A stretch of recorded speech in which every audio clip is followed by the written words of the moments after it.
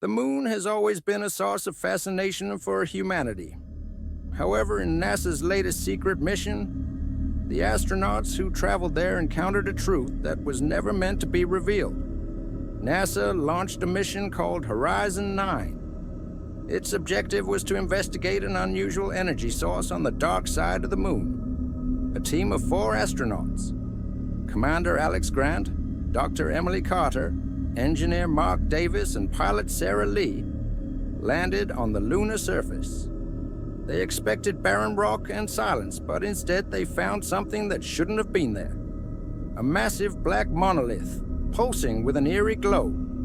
As they approached, their suit sensors began to register bizarre fluctuations. The monolith wasn't just an object. It was alive in some incomprehensible way. Strange symbols flickered across its surface, shifting like liquid, seemingly rewriting themselves as Emily attempted to record them. She felt an odd compulsion to touch it, but Alex's firm voice stopped her. No contact until we understand what we're dealing with. Despite their best efforts, their communication system started experiencing heavy interference. Static crackled in their earpieces.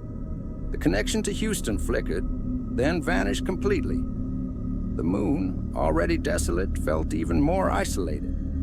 Mark, ever the skeptic, muttered, "Just some electromagnetic disturbance.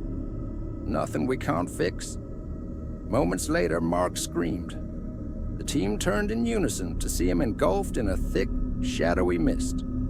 It coiled around him like a living entity, dragging him toward the darkness beyond the monolith. His suit lights flickered wildly, his vitals spiking in their HUDs. "Get him out of there," Sarah yelled, but as Alex reached out, Mark's body jerked unnaturally. His limbs twisted at impossible angles before he was yanked into the abyss. A deafening silence followed. Then, through the open comms, a rasping breath. Mark's voice, but distorted, inhuman. "It sees you." Panic set in. Alex ordered a retreat, but the moment they turned back toward their module, the landscape had changed. The surface, once smooth, was now littered with jagged black spires resembling skeletal remains. The footprints they had left behind were gone, as if they had never been there at all. The shadows moved. At first, they thought it was a trick of their helmet lights, but then the shapes detached from the ground, rising unnaturally. They were tall, formless entities, stretching and writhing like sentient darkness. No faces, no eyes.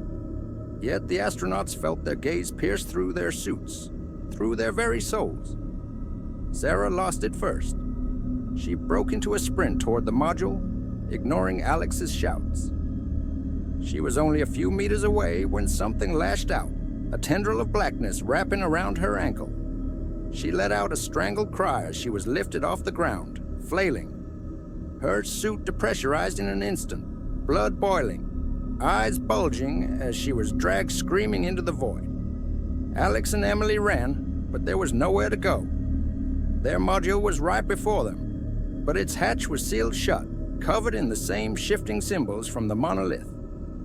The air around them felt heavier, crushing their chests. Their oxygen alarms blared, but they couldn't turn it back now. Then Mark reappeared. Or rather, what remained of him. His suit was torn, exposing skin that had turned a sickly, inhuman shade. His movements were jerky, unnatural. His helmet was cracked, revealing a mouth stretched impossibly wide, whispering words they couldn't comprehend. "Join us. We were never meant to leave." Emily turned away, but Alex stood frozen, mesmerized by the grotesque transformation of their fallen crewmates. The shadows closed in, slithering toward them like hungry predators. Emily grabbed Alex's arm, but it was too late. One of the creatures lunged, its form shifting into a grotesque mimicry of Mark's face. A claw-like appendage shot forward, piercing Alex's helmet. Blood splattered in the zero gravity, his body convulsing as he was consumed from within. Emily was the last one left. She staggered backward, desperately pressing buttons on her suit to send a distress beacon, anything. But then, she felt it. A cold presence behind her. Slowly, she turned. The monolith's surface had changed. It was no longer black but reflective, a mirror of her own horror-stricken face. But the reflection was wrong. Her eyes were black voids, her mouth moving, whispering something she couldn't hear. Then, in a sickening moment, her reflection reached out of the monolith, grabbing her. The last transmission from Horizon 9 was a guttural, otherworldly whisper. We were never meant to leave. Back on Earth, NASA received a final, corrupted signal.